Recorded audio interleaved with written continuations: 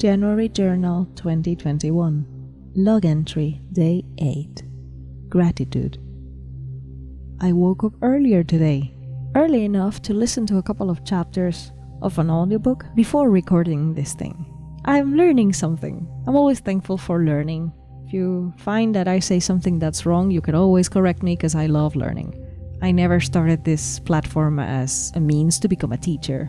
There were answers to yesterday's transmission and I'm always thankful. I'm posting every day. It's nice that some people come here every day and have something to say. I'm very thankful for that. It's never taken for granted.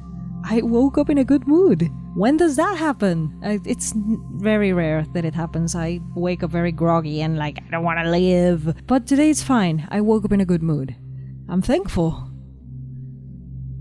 How does a blind person even write a book, right? Because people always wonder, how do you do that? And how is your visual impairment affecting your writing skills? Well, my punctuation has been always a questionable thing. It is improving though, because now I have access to craft books, thanks to technology. What would I do without audiobooks? I don't know. So waking up with an audiobook and in a good mood today kinda fits the theme of the topic, but hey, I did not plan that. It's just something that happened. And I'm very happy that this coincidence is happening. So I used to draft on my old iPad, but the poor thingy is so old now that it's very slow and drafting it's gonna become a tedious thing. So I had to find other means to draft.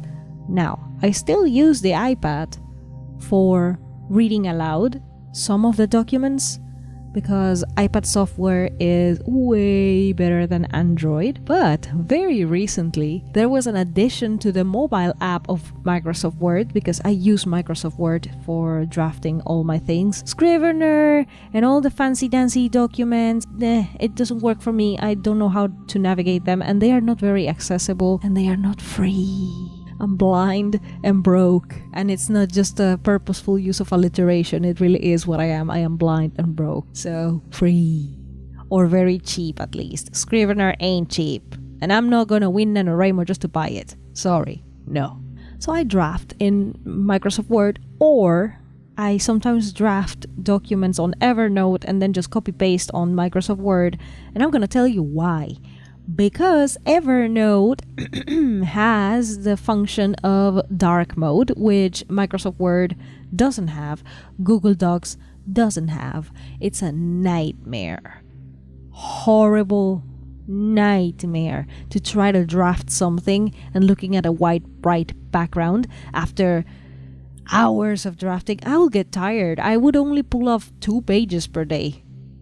Maximum, I think. So sometimes when I want to run wild with ideas, I just go into Evernote, draft whatever. It's crappy formatting, I know, but I can enlarge the fonts as much as I want, and then I can make them small again and just copy paste into Microsoft Word, change the font, change the size, format it, align, indented spaces, whatever.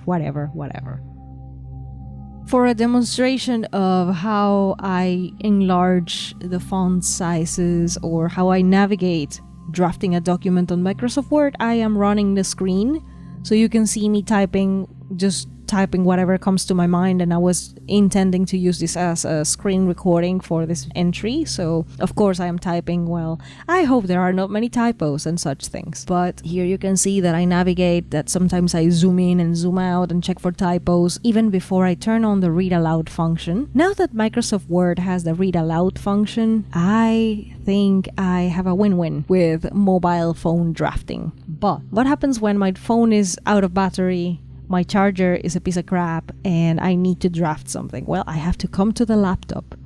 I have Windows 8, so giving you a tutorial on how I do what I do is kind of outdated for your Windows 10 versions, and I don't know how Windows 10 works, so I'm not gonna give you a tutorial, but I can show you with screenshots that I have set up my laptop to have white fonts on dark background on many of the windows because it's a control panel setting that I activated, and I configured the colors of windows and all the stuff. I will show you screenshots of that because it's a complicated subject and it's again Windows 8. You don't need that, but I managed to have a dark mode Microsoft Word and dark mode basically everything else because whatever my computer runs is now in dark dark mode. Thank the gods for accessibility technology.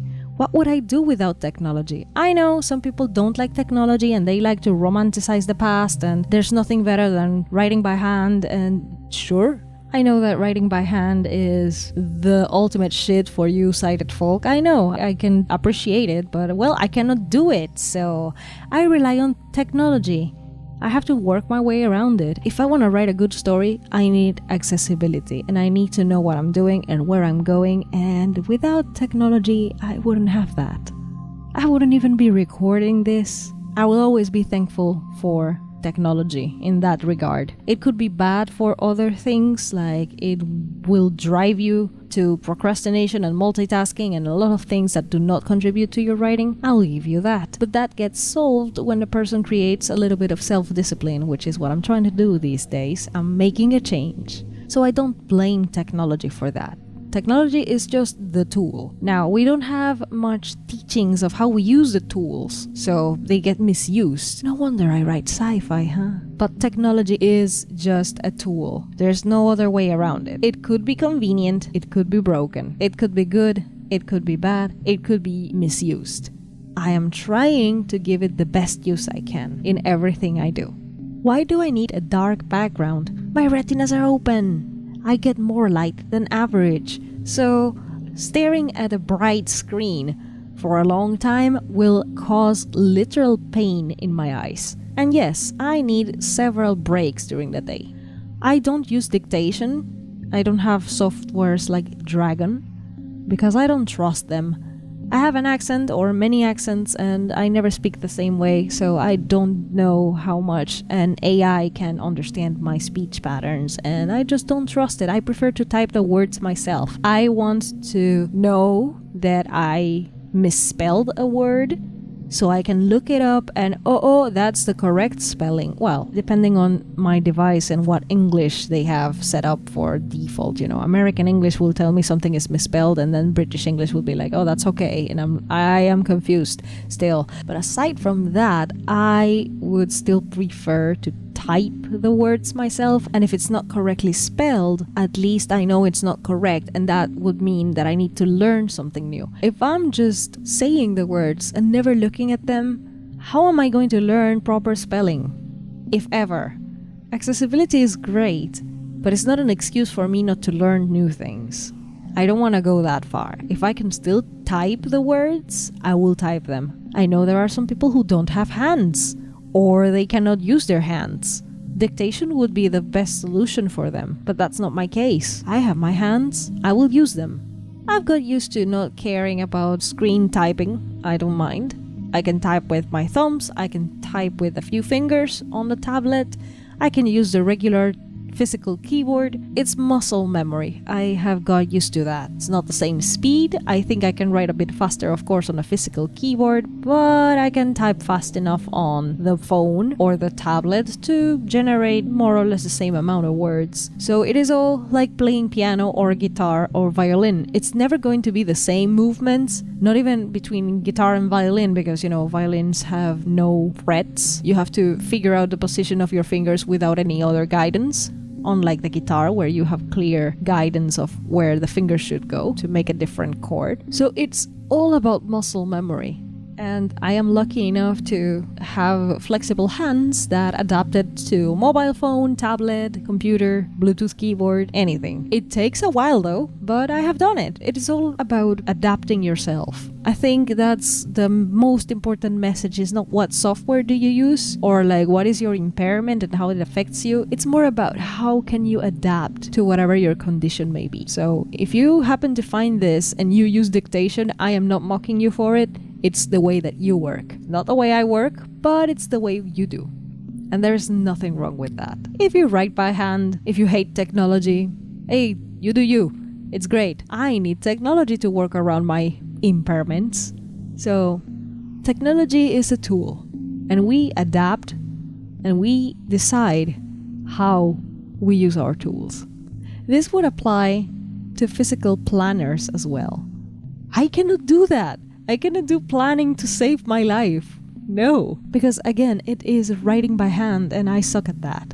I tried creating planners and schedules on Canva. it was so time consuming that I was like, I can use this time much better doing other things. It is still a visual thing that I'm not going to look at every day because it's a visual planner. I better make up a schedule in my own mind and stick to it like I'm doing now. Do you think I have written down when I'm going to record every day? No, I'm just listening to my biorhythms. It's not just a way of writing and drafting and editing and polishing a novel, it's everything I do in my life. Social media, marketing, everything has to do with technology. If a website is not accessible, I will not be able to use it. So how do I do that then? Well, I don't go there. Or I go there very sparingly. Hello, Goodreads. Dark mode. I want dark mode. It is just the way I work. How do you work with your writing and planning and marketing and all the things that you do? Do you do anything that you haven't heard other people talking about? Do you have a specific condition, a different disability, something else that I have not covered here because I am partially blind and I've covered what I know? But hey, it will be interesting to hear how do you adapt to your surroundings and how do you use technology in your favor? Let me know if you find this transmission. As always, thank you so much for being here. Thank you for listening.